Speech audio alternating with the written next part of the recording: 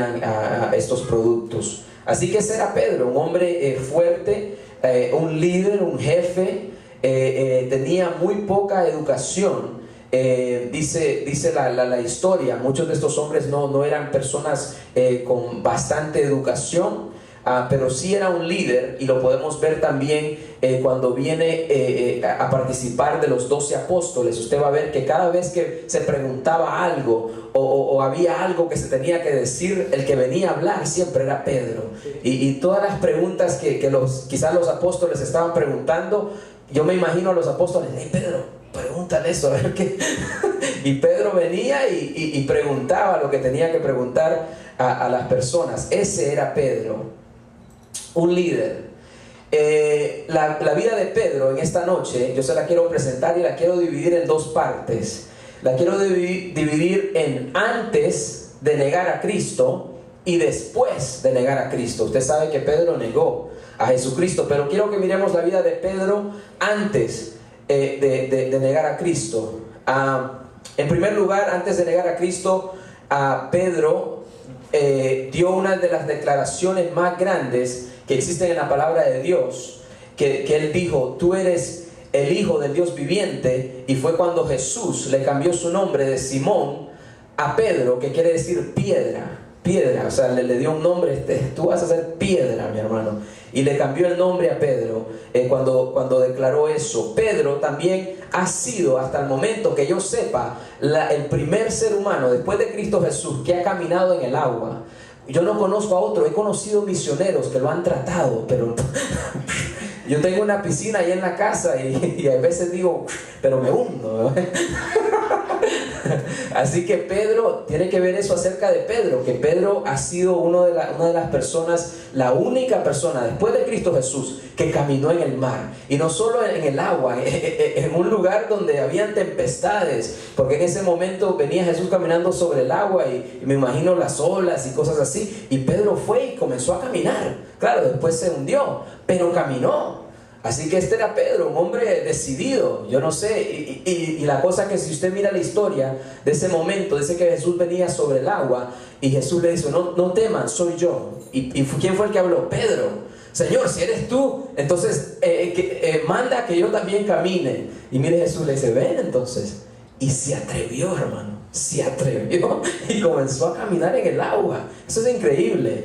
Así que ese es Pedro, caminó en el agua.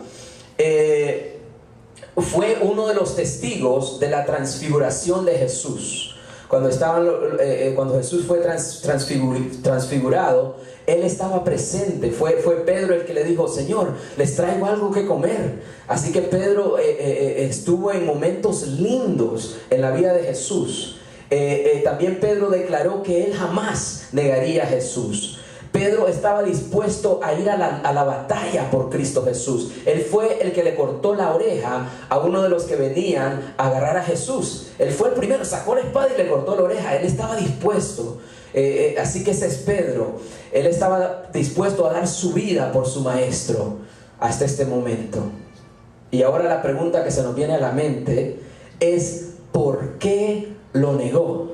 ¿Por qué lo negó? Y es bien fácil mirar la vida de Pedro y decir: oh, Pedro fue el que negó a Jesús. Pero quiero que vamos a observar algo bien interesante que estaba pasando. Acuérdese, Jesús hacía milagros, le daba de comer a la gente, caminó en el agua, resucitó muertos, y Pedro estaba ahí presente. Y para Pedro, Jesús era un gran maestro, un gran hombre de poder, lleno de todo esto. Y en una ocasión Jesús le dice a Pedro: Pedro, yo tengo que morir. Y Pedro le dijo: no, Señor, ¿qué estás haciendo? ¿Cómo vas a hacer eso? Y Jesús le dijo: Satanás, aléjate de mí. Entonces estamos entendiendo algo de que Pedro amaba a Jesús y lo quería. Ahora, vamos a ver qué es lo que estaba pasando cuando Pedro viene y niega a Jesús. En primer lugar, llegan los soldados a agarrar a Jesús, y ahí está Pedro, viene y corta la oreja del hombre para que no se lo lleven, esperando que Jesús haga algo en ese momento, que los ángeles desciendan del cielo y que esos soldados caigan muertos ahí. Eso es lo que yo me imagino, pero no sucedió eso. ¿Qué es lo que sucedió? Jesús cedió, y cedió como oveja que la llevan al matadero. Imagínense. Ahora ya no, ¿qué pasó con los milagros de Jesús? ¿Qué pasó con el poder de Jesús? Y viene aquí, y mire, ahora Jesús, Él mismo comienza a entregar su vida y lo llevan como oveja al matadero. Y Pedro, me imagino Pedro diciendo, ¿qué pasó? ¿Qué está pasando aquí? Este es mi maestro y se lo están llevando. Y le voy a decir que cuando Pedro llegó al lugar donde iba a negar a Jesús, mire las cosas que ya le habían sucedido a Jesús. Dice la palabra de Dios que arrancaron sus barbas. En esos tiempos usaban barbas. Le arrancaron sus barbas. Usted se imagina a alguien agarrándole sus barbas a usted y jalándole la barba, la sangre. Lo golpeaban, lo escupían. Eso es algo feo de lo que le estaba pasando a Jesús. Lo escupían, le jalaron sus barbas, su rostro sangraba y es más, se burlaban de él y le decía, tú profetiza a ver quién te está dando, y le habían cubierto sus ojos. Y eso es lo que estaba pasando. Y Pedro llega y mira a su maestro, me imagino, con el rostro todo sangrado, con las barbas jaladas, y la gente burlándose de él, riéndose de Jesús. Y cuando eso está pasando, y le voy a pedir, póngame atención, no miremos al baby. Cuando eso está pasando, algo sorprendente, ¿ok? En la vida de cada uno de nosotros, y podemos decir por qué Pedro negó a Jesús. Usted sabe que hay avivamientos en este mundo donde la cosa de ese pueblo es seguir a Jesús. Esto pasó en Guatemala y la gente, la cosa del momento era ser cristiano. Y claro, la gente, ¿quién no va a querer ser cristiano en una ciudad donde la cosa es ser cristiano? Ahora está Pedro en medio de todo esto y ahora ya Jesús ya no es el principal, ya no es lo que lo siguen las multitudes. Ahora Jesús está siendo golpeado. ¿Qué pasa aquí en Norteamérica? ¿Por qué nosotros constantemente, y usted me dirá que no quizás, pero constantemente estamos negando a Jesús? ¿Sabe por qué? Porque aquí seguir a Jesús no es algo popular. Aquí seguir a Jesús, aquí se burlan de Jesús, hermanos.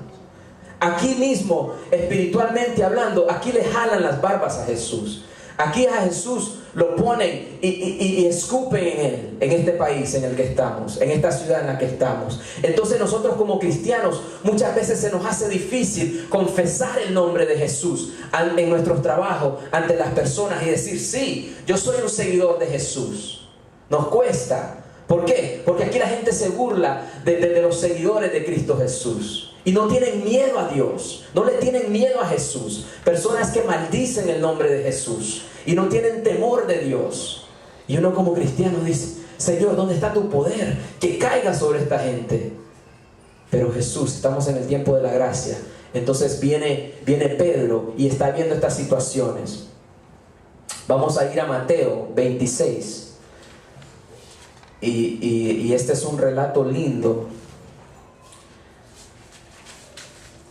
Mateo 26, versículo 63.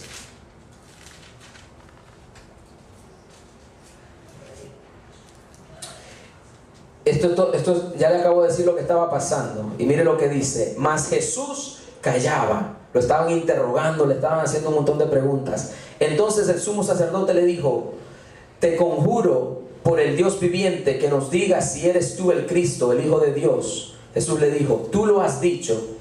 Y además os digo que desde ahora veréis al Hijo del Hombre sentado a la diestra del poder de Dios y viniendo en las nubes del cielo. Entonces el sumo sacerdote se rasgó sus vestiduras diciendo, has blasfemado.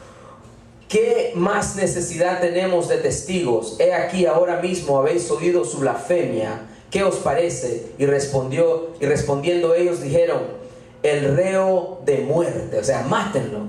Entonces le escupieron en el rostro y le dieron puñetazos, y otros le abofeteaban diciendo, profetízanos, Cristo, ¿quién es el que te golpeó? Pedro estaba sentado fuera en el patio y se acercó una criada diciendo, ¿tú también estabas con Jesús el Galileo?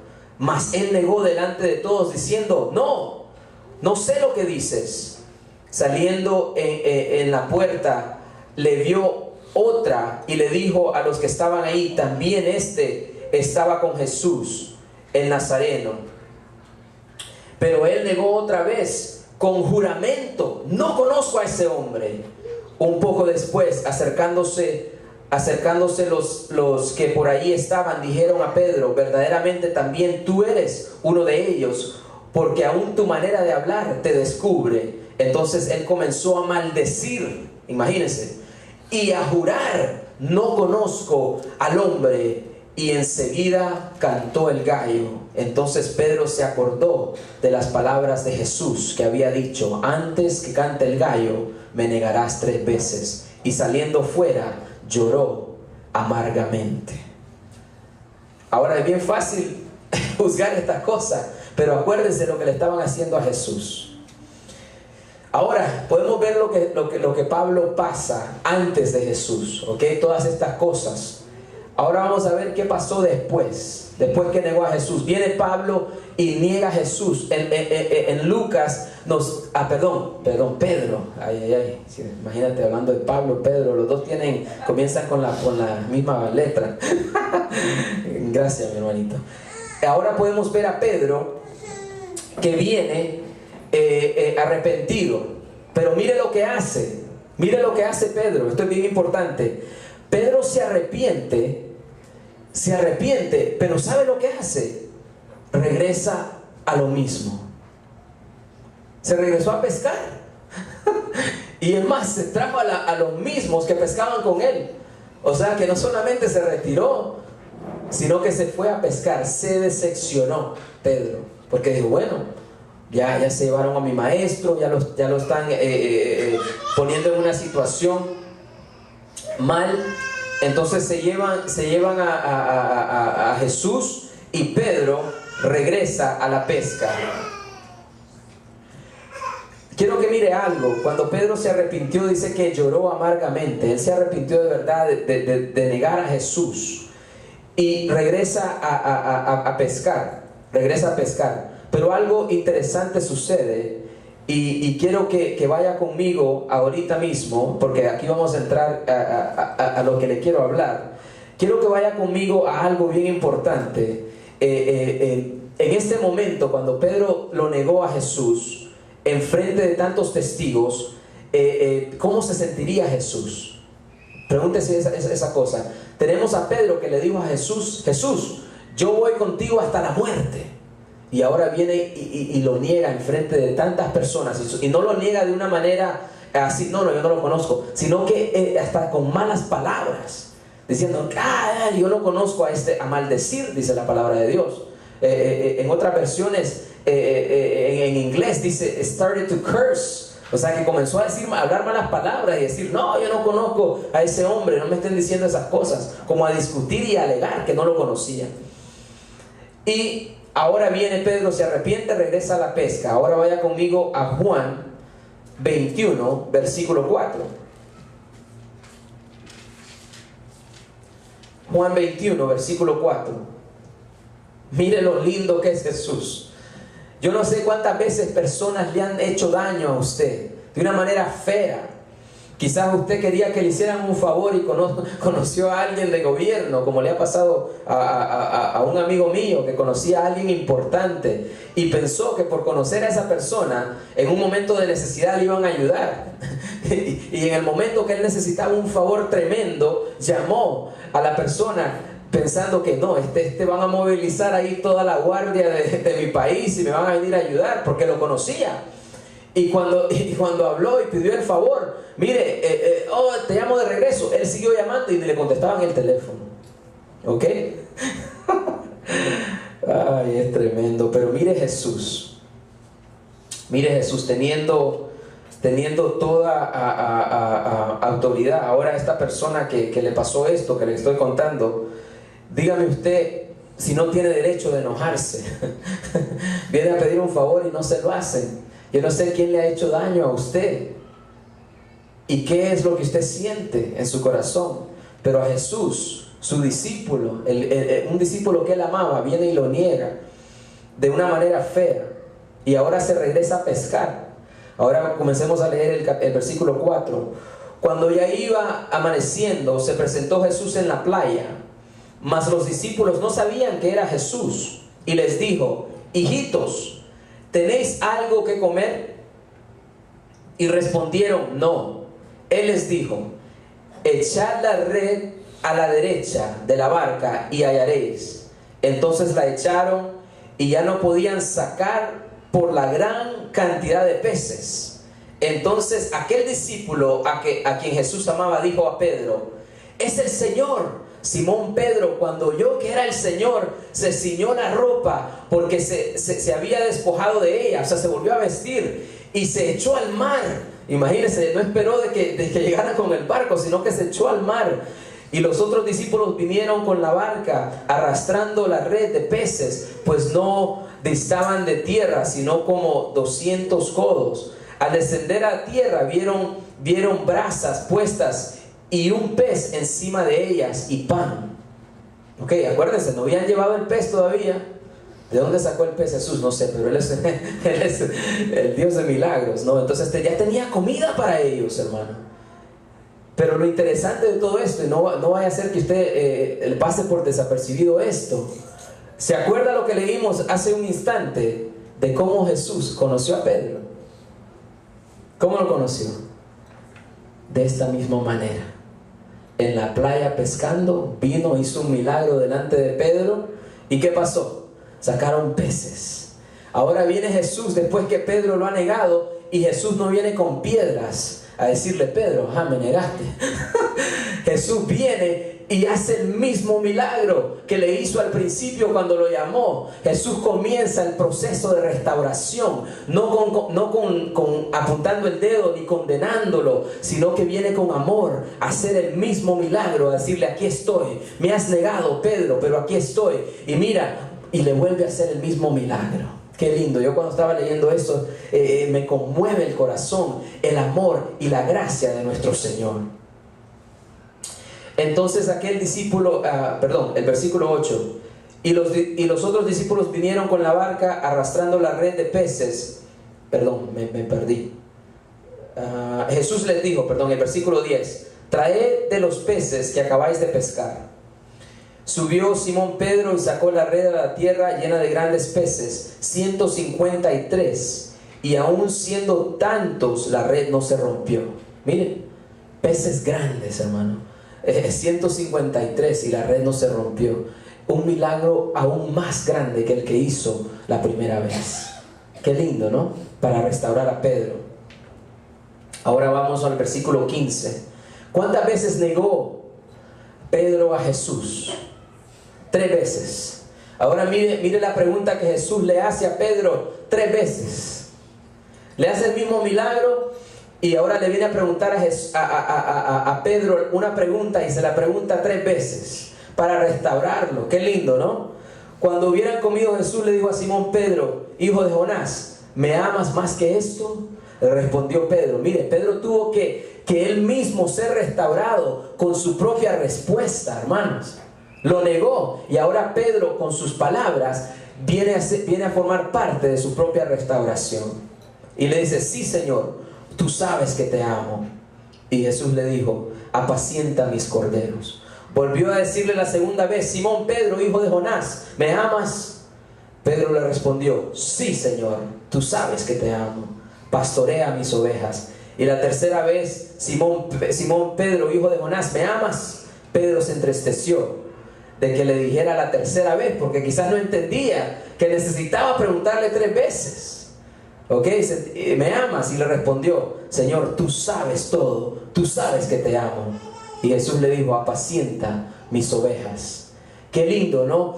Y esto es lo más lindo de todo esto, hermano. Tenemos a Pedro antes de que Jesús saliera del sepulcro, antes de negar a Jesús, antes de que Jesús muriera, antes de que Jesús resucitara entre los muertos. Tenemos a un Pedro que sí confiaba, pero ahora viene el Jesús resucitado El mismo Jesús que tenemos hoy en día, hermano, el Jesús resucitado, el Jesús lleno de poder, y viene a restaurar a Pedro. Y mire lo que Pedro viene a hacer después de negar a Jesús. Y se lo voy a decir: predicó y se convirtieron 5,000 personas en un solo día. Su sombra sanaba a los enfermos por medio del poder del Espíritu Santo. Pedro caminaba y la sombra de Pedro sanaba a los enfermos. Imagínense, después de la restauración, fue el líder principal de la iglesia de Dios en Jerusalén. Él era el líder, el principal de la iglesia. Cuando tenían que hacer cosas y cambios y hacer preguntas acerca de la iglesia, era Pedro la persona que venía. Él era el consejero principal de la iglesia. Murió en una cruz igual que su maestro, pero murió cabeza para abajo. Él no quiso que lo crucificaran de la misma manera. Fue un hombre de valentía y de sabiduría, un ejemplo para cada uno de nosotros de lo que Jesús puede hacer con una persona ordinaria, una persona con poca educación, una persona callejera, si podemos decir de esta manera, una persona que muchas personas quizás no daban nada por él, y viene Jesús y lo restaura. Ahora le voy a decir algo. Nosotros en estos tiempos tenemos a Jesucristo el resucitado. Tenemos al Espíritu Santo. En Juan 14 Jesús dice: me voy, pero no os dejo solos. Enviaré a vosotros el Espíritu Santo, el Consolador, y Él os enseñará todas las cosas. Usted, hermano y hermana, tiene en este momento a un Cristo resucitado. Usted tiene acceso al Espíritu Santo de Dios para vivir su vida. Usted sabe que dice la palabra de Dios en el primer capítulo de Hechos, que dice: y cuando descendió sobre ellos el Espíritu Santo, recibieron poder. Y Pedro ya nunca más fue el mismo. Recibieron poder. Y dice que cuando ellos se sentían presionados, ellos oraban y decían: Señor, ayúdanos a predicar tu palabra con denuedo. Usted quiere ser un cristiano eficaz. Entonces tenemos que pedirle a Dios que nos restaure, porque nosotros muchas veces, hermanos, hemos negado a Jesús. Hemos negado a Jesús. No podemos juzgar a Pedro, porque constantemente, y yo no soy exento de estas cosas, hemos estado en lugares donde mencionar el nombre de Jesús, usted sabe que no va y no cabe. Estamos alrededor de amigos que si usted menciona a Jesús, lo van a juzgar y le van a decir: brother, por favor, ahorita no. Y yo he estado en lugares así. He estado en lugares donde yo miro que y quiero decirle algo a personas cristianas que están haciendo cosas que no deben de hacer. Y digo: no, porque me van a criticar, me van a decir religioso, me van a decir esto, me van a decir lo otro. Y ahí estamos haciendo las mismas cosas, porque no estamos haciendo lo que Dios quiere que hagamos, hermano. No es malo, hermano, decirle a nuestros hermanos: brother, por favor, mira, Cristo te ama, tú no tienes que seguir pecando y haciendo esas cosas. No es malo, hermano, eso es amor. Pero muchas veces nos paramos. ¿Por qué? Porque tenemos miedo de que nos critiquen. Tenemos miedo que nos apunten y que no seamos parte de la sociedad.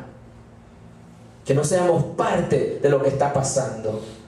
Complacer a la gente, hermano, es algo que ya estamos enseñados a hacer. Queremos que la gente nos quiera.